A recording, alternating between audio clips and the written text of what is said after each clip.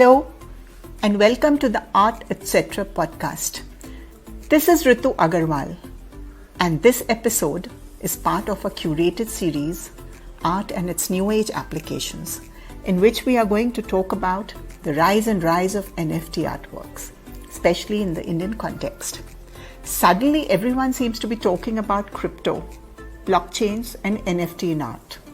A prominent artist tossing his hat into the NFT ring is two-time Oscar winner Anthony Hopkins.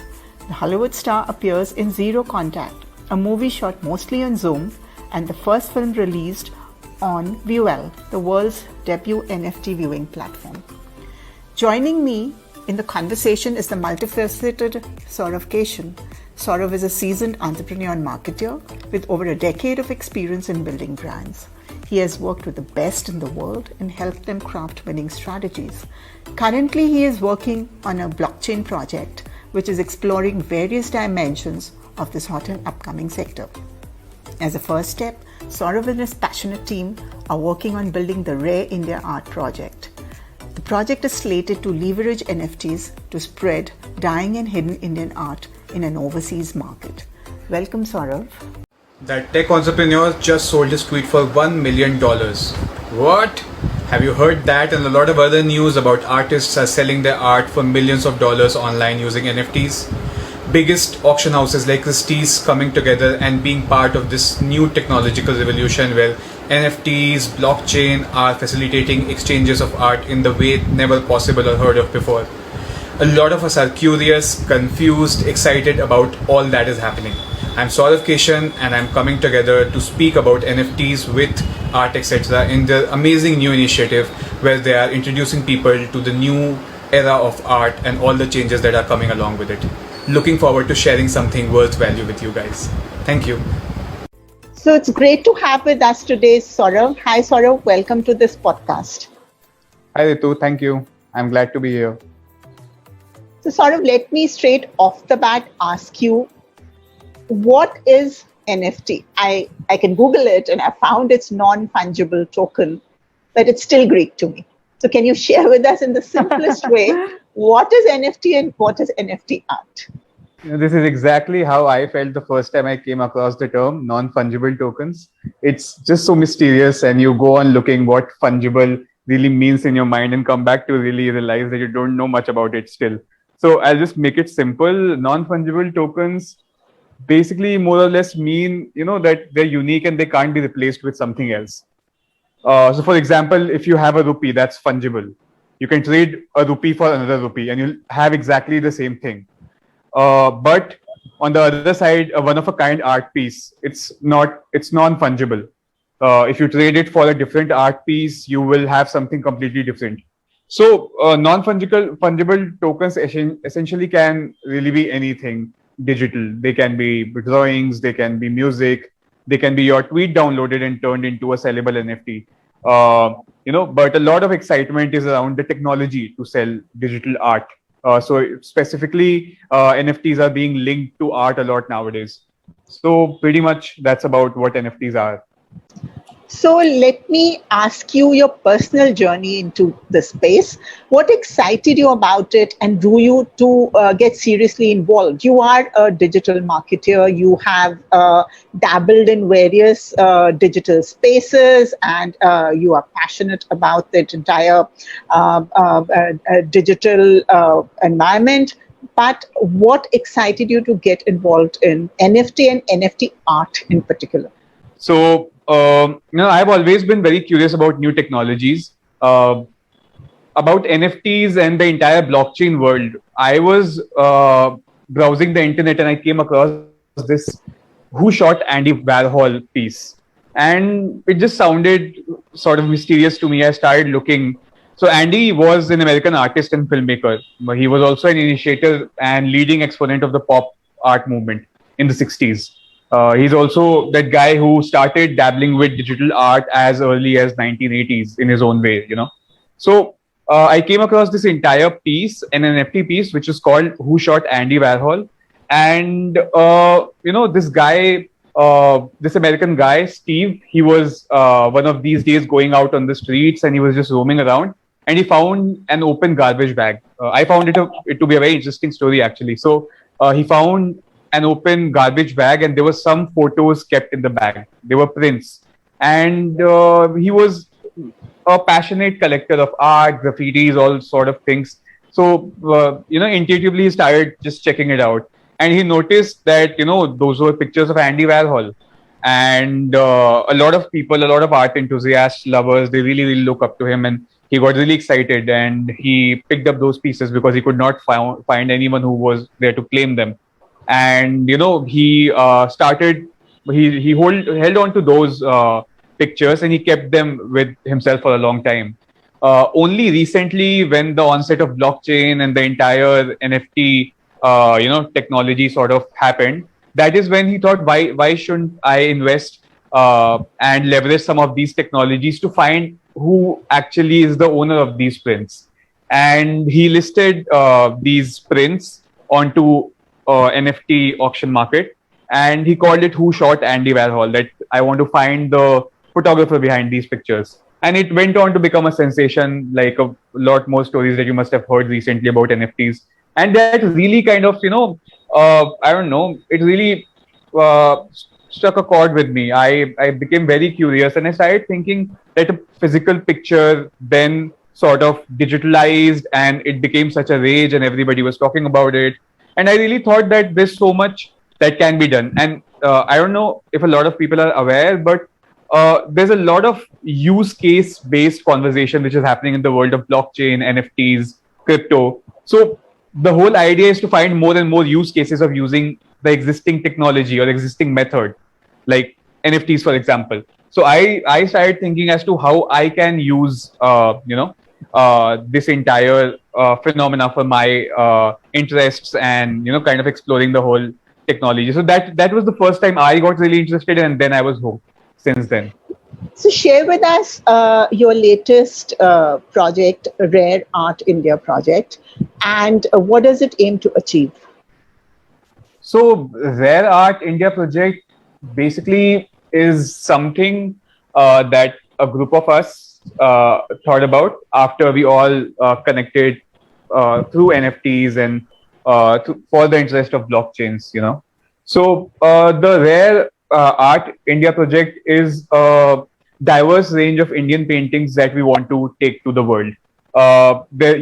India has so much, like you change the regions, you talk about the south, north, east, west, every region has just so much art which is unexplored, which people don't know about. Sadly, some of it is also dying, and a lot of it is totally unexplored. A lot of these people are really struggling to make a livelihood for themselves. So we really thought that, we can add a sustainable commercial angle to it. What we can do is we can help a lot of these people digitalize their art, and then take these art to an overseas market where the creme de la creme of the crypto, blockchain, NFT world is, buzzing, and kind of take the Indian culture, take the Indian art over there through NFTs, and use the technology to get a fair pay to these artists. And that's what we are attempting to do with this, Basohali paintings, Rogan paintings. There's so many of these which are out there, and really want to help these people, reach out to an overseas market through NFTs, because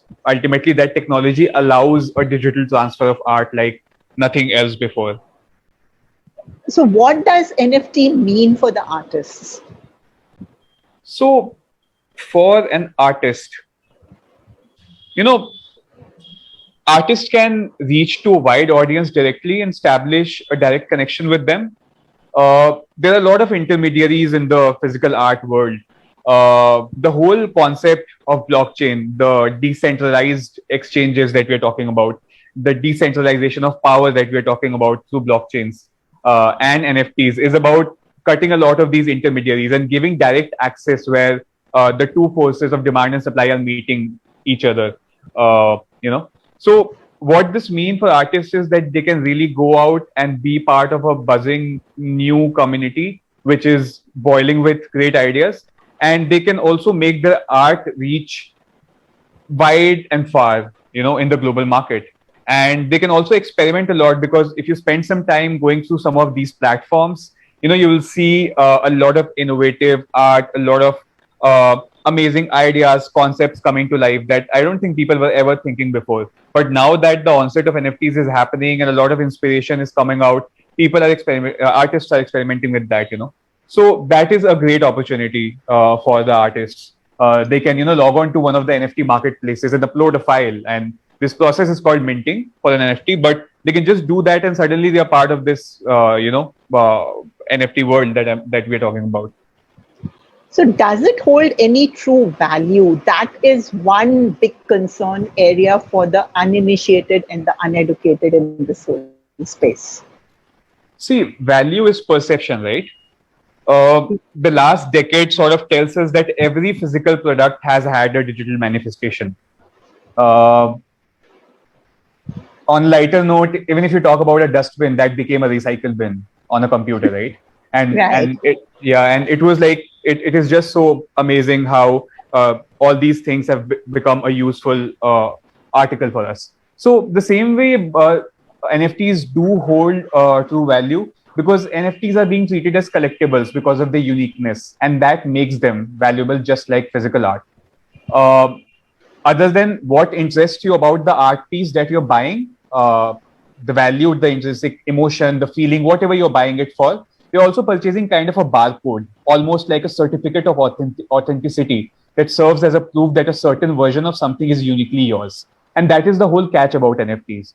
Because while it's on the blockchain network, it cannot be hacked. It's unhackable. And it's not interchangeable in the truest sense. So you have that unique certificate of ownership. So you can be, even if let's say it's a scanned picture, you can be the only owner of that scanned picture in the world. And that is a braggable item. You have bought a painting and now you have a bragging rights. So basically that's what there is. Like a lot of people must have heard about Every Days, the first 5,000 days. This is basically one of those art collections that were auctioned by Christie's for about $69 million. And the first time I heard about it, I was like blown away, and I really started looking. And what people did was, for about 5,000 days, every day he created a piece of art. And through his creations, you could see his evolution as a person in the last 5,000 days, because it's a long time. And you could see how his art evolved, how the times evolved, how the topics evolved. And that set all together becomes Every Day is the first 5,000 days. Now, for a lot of people, owning that piece can be really valuable. So like I said, it's a perception, and definitely it's very valuable. So NFT art is internationally very evolved, and we know the scene is buzzing. But where does NFT stand in India in the art scenario? Okay. So the NFT scene internationally is buzzing. That's very correct what you said. There are a lot of platforms like Known Origin, Rarible, OpenSea, which are coming forward and pushing the NFT scene. They are giving a platform for any artist to just upload an art and instantly be part of the NFT world. And a lot of these artists are forging success for themselves. Even traditional art houses like Christie's, they are coming forward and presenting the world with some of the most amazing NFTs, which is actually blowing people's mind away. In India, the scene is picking up. I think we are catching up really fast because of the diversity and the priority differentiation in our entire population. Obviously, there'll always be like a certain segment of people who will look at this. But those people are really looking up to it. WazirX, which is one of India's leading crypto blockchain platforms, has introduced WazirX NFT. And a lot of people who I know personally, artists, are on the platform, are selling art, are meeting new artists, In fact, I was talking to one of NFT art buyers who's Indian, who's from Gujarat, but he's based in Canada.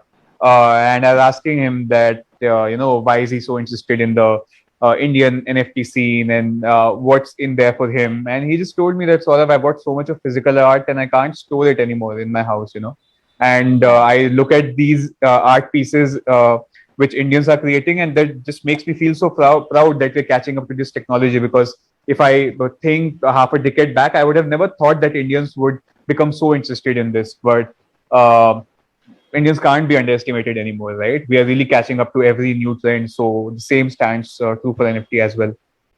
So this, from what you said, Saurav, I have a very, very curious sort of a question. Art was always meant to be something to be put on your walls, to be cherished, to be held, to be enjoyed. Now, if you are digitizing it, and like this gentleman said, that I have so many physical pieces, now I have nowhere to store them, then does that turn art into just a mere investment? And is that good for art? That's a very good question, Ritu. So to answer that, we'll have to go slightly onto the fundamentals.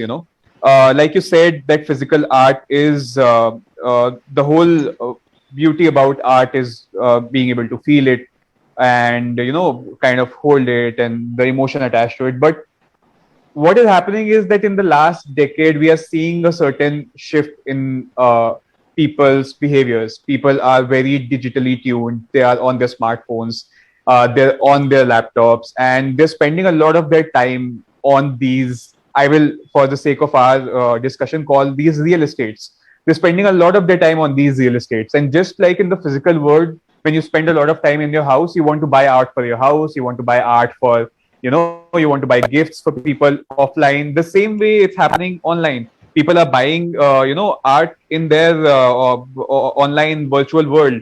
And if I am a NFT buyer, I'm buying that art. That art is a part of my gallery, and a lot of people are coming and looking at my gallery. They're talking to me, they're connecting with me over the purchases I've made. There's a community I'm becoming a part of. So ultimately the incentive somewhere has transformed, but essentially it's the same. It's just the difference is that now you're not holding on to the art, but a lot of those emotions you are getting out of owning that NFT piece, which is connections, the upload, the braggable rights of owning a certain piece that you only have. Now imagine the person who has bought that Beeple art, right? 5,000 days, which we were talking about. So the whole premise is sort of changing, and it's not just with NFT, it's with everything else as we know it. So that's why a lot of people are buying NFT art, because it's making them part of a digital community of enthusiasts who love art and don't mind not having it offline. That's such a fascinating peek into the future and in the digital world that we are more and more becoming a part of. And I think post-pandemic, essentially, this is the world that's going to be the real world rather than the virtual world. So to just wrap up this fascinating conversation, particularly where India is concerned, how difficult would it be to get the established artists and the established gallery owners and the traditional buyers to become educated, to become not scared of this development, and to become participative in the whole process, because they are the old school people who've had touch, feel of art, who've seen great success, who've owned pieces. So how tough will it be to get them to have confidence in the NFT art space? So the fact is that everyone is excited and curious for sure. We can't deny that, everybody is trying to understand, trying to, figure out what this really means for them, what NFTs or let's say the entire blockchain world means for them. And right now, internet is everybody's teacher. So what happens with a lot of these nascent technologies or methods is that you don't have a lot of formalized modules which teach you or which educate you in detail about them. You can go on the internet, you can find a lot of articles, you can find a lot of research papers, but not everybody is tuned to that kind of research. People don't know what is credible, what is just a fad, and what is actually something worth a substance. So I think a lot of these artists, gallery owners, and buyers, they need to understand and invest. They need to invest some time into understanding what NFTs and the whole world of blockchain related to assets and art mean for them. Once they have figured that out right now using the internet, and I'm sure they would be able to find some sort of formalized programs, they can really start to experiment with it. Because, the whole premise of blockchain world is to remove a lot of barriers which buyers and sellers sort of experience. So blockchain is about democratizing a lot of elements of the buying and selling process. You can guarantee authenticity. You're not afraid of theft. The buyer who's going to buy your art understands that what he's buying is valuable. What he or she is buying is valuable because of their perception. They know that basically they're buying one of a kind of a piece which is only going to be with them, because they're getting a certificate of authenticity which is not generated by the seller, which is generated by the whole technology, which guarantees that it has not been hacked. So, for example, if I upload an art piece, Ritu, you could really right click and save it. And that's the biggest argument that a lot of people give. कि यार अगर हम right click करके उस art को ले सकते हैं, then why do we really need to buy it out? But then that's the whole beauty, right? A lot of people buy fakes of popular paintings, but then there are people who invest millions behind the original one. So the same way, when artists and gallery owners and buyers, they dabble with the NFT world, they need to have a certain amount of confidence in the technology, and that is the first step. And then they also need to educate themselves gradually and experiment with the platform, because it is not taking away anything from them. It's really going to add to them, and they can experiment and on the process learn. So to wrap this conversation, Saurav, will the NFT art platform see more of new creations, art creations, specially done for the digitized platform, or will the existing artworks and heritage and the tremendous art history and legacy the world has, will that find a way to hop on for the ride? Actually, infinity is the answer to your question, because at this point of time, everyone who has been associated with technology and art is trying to understand and experiment with this. And when so many people become a part of a new movement, a lot of new inspiring ideas, a lot of experiments, they come into place, and they really can't be capped or controlled. So you will see everything. You're already seeing a lot of new art coming up just for NFT platforms. There are people who have become full-time NFT contributors. You are also seeing a lot of people experimenting with existing art, like me being an example. So, for example, it is all happening, Ritu, and there's no limit to it. It's really going to be infinite what is going to happen in the future, because everything is possible and nothing is impossible when you are creating. And the digital platforms just take away all the other barriers as well. And they also take away the barriers of cost to start with. So a lot of new things are going to happen, and we are all just sitting with our popcorns to see how it unfolds. Thank you, Saurav. This was absolutely amazing, and good luck with the Rare India Art project. Thank you, Ritu. Thanks a lot.